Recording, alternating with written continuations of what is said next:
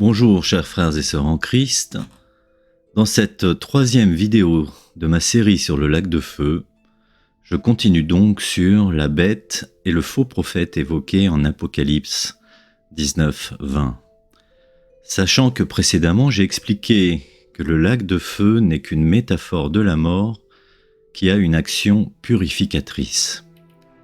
Ainsi, la bête et le faux prophète seront effectivement jetés vifs dans l'étang de feu embrasé par le soufre. Mais seulement pendant la durée des 2 derniers âges. Ils n'y seront pas soumis à des tortures innommables, et encore moins pour l'éternité. Mais étant immortels, et même des esprits célestes, contrairement à nous les hommes, qui ne sommes pour le moment que des âmes vivantes, eh bien, cette bête, ce faux prophète, puis le diable qui les rejoindra 1000 ans plus tard, subiront effectivement tous les trois une correction. Et cela nous est annoncé dans Apocalypse chapitre 20 verset 10 où il est dit « Et le diable qui les séduisait fut jeté dans l'étang de feu et de soufre où sont la bête et le faux prophète, et ils seront tourmentés jour et nuit au siècle des siècles. » Mais ce qui échappe à beaucoup, c'est que le terme grec employé ici, que l'on voit traduit comme tourment, ne désigne ni la torture, ni l'imposition de tourment comme on nous fait croire dans nos mauvaises traductions.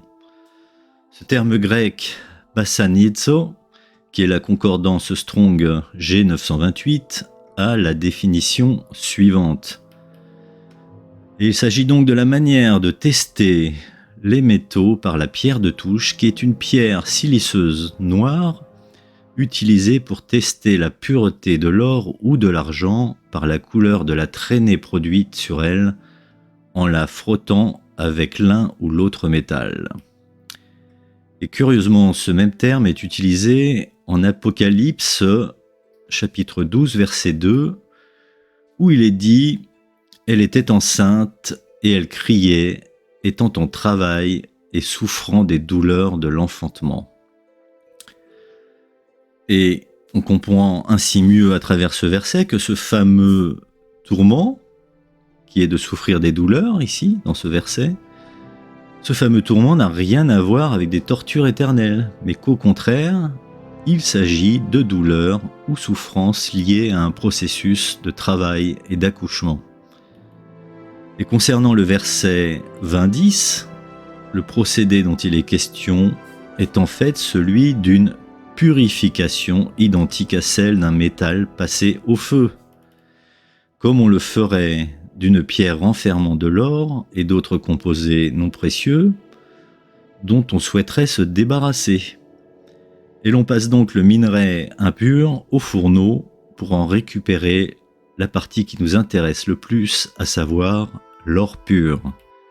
Et d'ailleurs, si vous y réfléchissez bien, pourquoi Dieu purifierait-il quiconque avec ce lac de feu, si ce n'est pour rendre purs ceux qui subiraient ce jugement?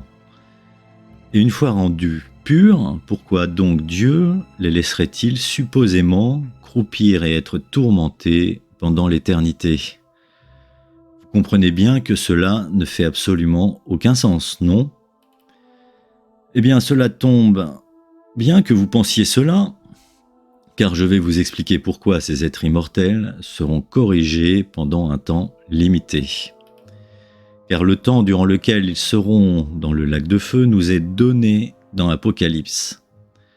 Et ce temps n'est pas pour les siècles des siècles, comme il est écrit dans nos Bibles, mais dans le grec, il est dit pour les éons des éons. Et c'est une figure de style qui veut simplement dire que l'on parle des 2 derniers éons, à savoir jusqu'à la fin des âges prévus par Dieu pour sa création. Car nous savons de Paul, qui a lui aussi reçu des révélations encore plus formidables du Christ glorifié, du moins comparativement à celles que Jean a pu recevoir dans Apocalypse, puisque Jean n'a pas tout vu dans Apocalypse, eh bien nous constatons à la lecture de Paul que ce dernier a vu bien plus loin que Jean ou les autres apôtres de la circoncision, puisqu'il lui a été donné de compléter la parole de Dieu comme il l'a dit lui-même. Ainsi, nous savons, grâce à Paul, que ce monde connaîtra sa fin. En effet, nous pouvons lire en Éphésiens 1:10 qu'il, Dieu, s'est proposé en lui-même, pour l'administration de la plénitude des temps, de réunir en un toutes choses dans le Christ, les choses qui sont dans les cieux et les choses qui sont sur la terre. Aussi, tous les êtres célestes de la création seront restaurés, y compris ceux qui ont joué un mauvais rôle, comme le diable.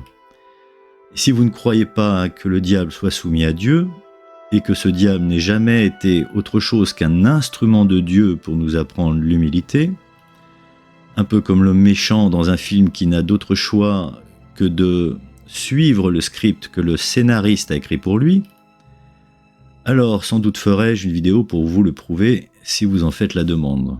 Quoi qu'il en soit, je vous démontrerai dans une prochaine vidéo à quel point une grande majorité de traductions de la Bible sont malhonnêtes, et ce en étudiant d'autres versets où le mot grec basanizo est aussi présent.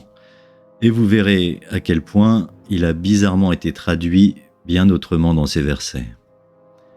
Au revoir.